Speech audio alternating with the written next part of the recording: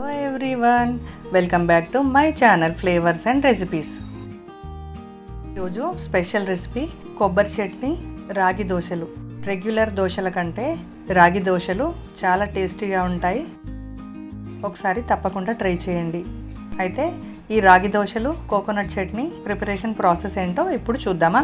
రాగి దోశలు ప్రిపేర్ చేసుకోవడానికి ముందుగా 1 కప్పు మినపప్పు తీసుకుంటున్నాను. 1/2 కప్పు రాగులు, అదే కప్పుతో 2 కప్పుల బియ్యం తీసుకుంటున్నాను. 1/2 టీ స్పూన్ మెంతులు. రాగుల్ని ఇలా హోల్గా తీసుకున్నాం కాబట్టి ఇవి నానడానికి టైం ఎక్కువ పడుతుంది. అందుకే కనీసం 8 గంటలన్నా నానబెట్టుకోవాలి. నేను వీటిని 8 అవర్స్ నానబెట్టాను. ఇప్పుడు విడివిడిగా జార్లో వేసుకొని గ్రైండ్ చేసుకోవాలి. రాగులు కొంచెం గ్రైండ్ అవ్వడానికి టైం పడుతుంది.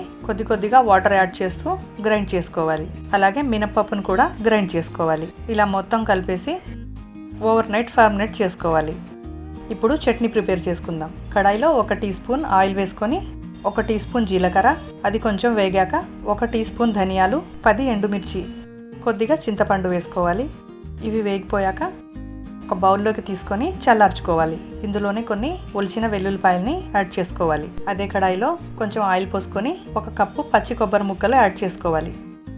నేను సగం కొబ్బరి తీసుకున్నాను. కొబ్బరి ముక్కల్ని ఒక 5-6 నిమిషాలు ఫ్రై చేసుకుంటే సరిపోతుంది. జార్లో ఫ్రై చేసుకున్న ఎండుమిర్చిని యాడ్ చేసుకొని 1 టీ స్పూన్ సాల్ట్ కూడా యాడ్ చేసుకోవాలి. ఇలా ఫైన్గా గ్రైండ్ చేసుకున్న తర్వాత కొబ్బరి ముక్కల్ని కూడా యాడ్ చేసి గ్రైండ్ చేయాలి. కొబ్బరి ముక్కలు తొందరగా గ్రైండ్ అవ్వు. దీంట్లో ఖచ్చితంగా వాటర్ వేసి గ్రైండ్ చేసుకోవాలి. ఈ వాటర్ వేడి చేసి చల్లార్చి ఇందులో యాడ్ చేస్తున్నాను. కొద్దిగా వాటర్ యాడ్ చేసి ఫైన్గా గ్రైండ్ చేసుకోవాలి. నేను కొంచెం గట్టిగా గ్రైండ్ చేశాను. మీరు కావాలంటే కొంచెం పల్చగా కూడా గ్రైండ్ చేసుకోండి. ఇప్పుడు తాలింపు ప్రిపేర్ చేద్దాం. తాలింపులో కొంచెం ఎక్కువ ఆయిల్ వేసుకోవాలి. నేను 3 టేబుల్ స్పూన్స్ ఆయిల్ యాడ్ చేసుకుంటున్నాను. ఇందులో 1 టీ స్పూన్ ఆవాలు, శనగపప్పు, మినపప్పు, ఇది ఒక్కొక్క టేబుల్ స్పూన్. ఇందులోనే 1/2 టీ స్పూన్ పసుపు, కొంచెం కరివేపాకు కూడా వేసుకోవాలి. ముందే రెడీ చేసి పెట్టుకున్న కొబ్బరి చట్నీని తాలింపులో వేసుకొని మీడియం ఫ్లేమ్లో 2 నిమిషాలు కలపాలి. అంతే అండి, కొబ్బరి చట్నీ రెడీ అయిపోతుంది. ఈ కొబ్బరి చట్నీని బ్రేక్ఫాస్ట్తో కానీ రైస్తో కానీ చాలా బాగుంటుంది. ఓవర్ నైట్ ఫర్మినేట్ చేసిన పిండి ఇప్పుడు దోశలు వేసుకుందాం.